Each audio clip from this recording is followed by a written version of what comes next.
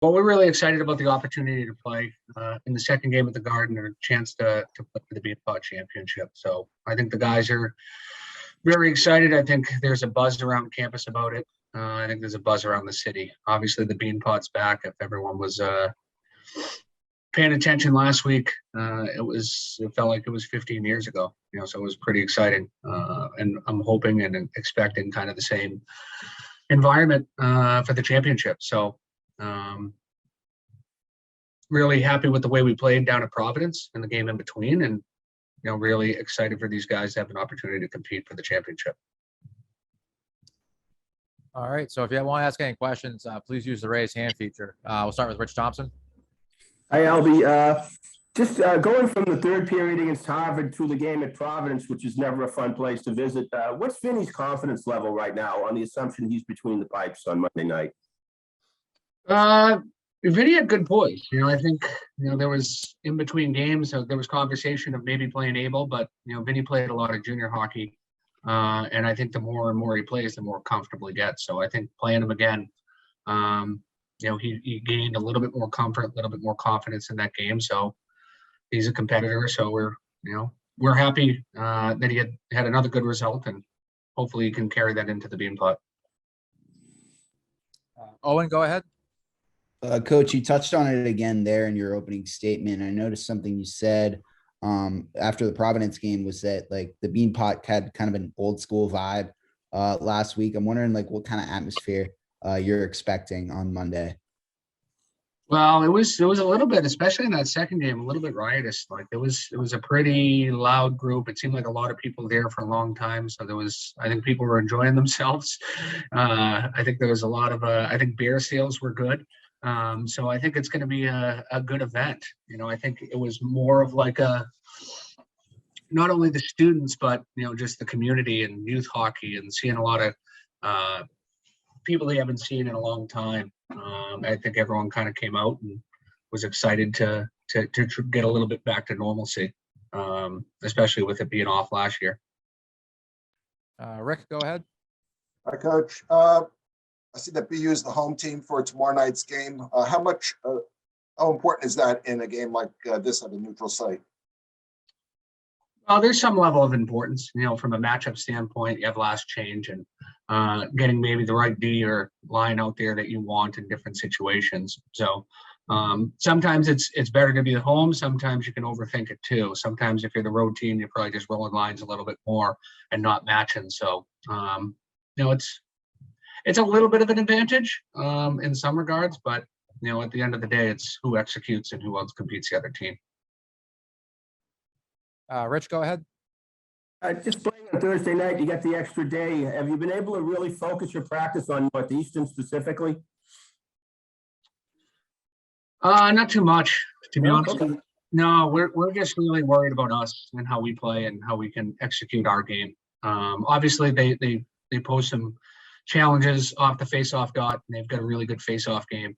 They're very good on special teams, so that's been an area of focus. We're just trying to sharpen our own. Owen, go ahead. Coach, I did want to ask you about, I'm surprised no one had asked you about it yet, but the overtime rules for the Beanpot and what they are right now. Just like your opinion on what they changed to. Well, it's even for every team, right? So, but it's at the same time, a little funky to play 3-on-3 and a potentially, shootout. But those, that's what was decided. I think there was an appeal put in, and it got denied, and it's way above my head. So, whatever the rules are, we'll follow it, and hopefully we can execute. And if it does get to overtime, hopefully we can execute on 3-on-3. And if it does get to the shootout, you're going to need a couple saves and maybe someone to be a hero scoring a goal. So I think it's, it's more like a regular season game, which is unfortunate from a traditional standpoint, but it kind of is what it is. Andrew, go ahead.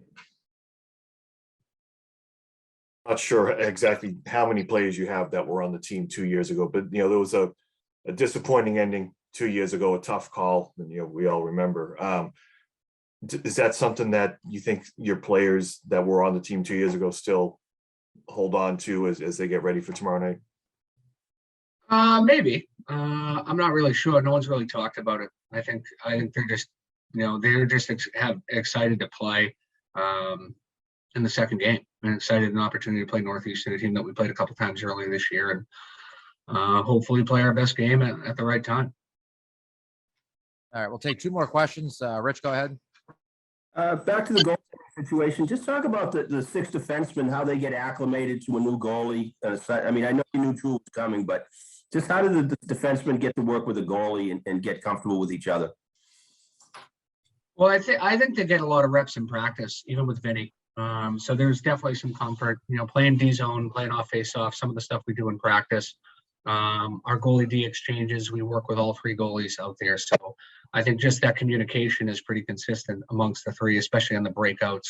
Vinny's a very good skater and a pretty good puck handler. So he's able to get to some pucks probably a little quicker than Drew does. It's just making sure on that breakout, though, he's understanding and hearing those commands, especially in a live building, in a lively building tomorrow. So that those commands are going to have to be, and that communication is going to have to be very loud and hopefully clear. And sometimes they're not going to be able to, hear them. So just having the ability to get out quick and try to make some visual reads on top of some hearing some things. So I think it's pretty seamless, to be honest with you, just because of the amount of we practice with it, and they play with them every day. And last question, Andrew, go ahead.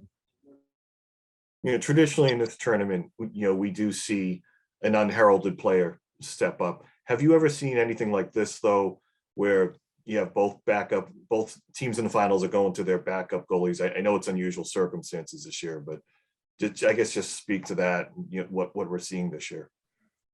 Well, I think if you look at both games, both goalies played well too, right? Being a guys that haven't really played a lot of hockey, stepping in on that stage.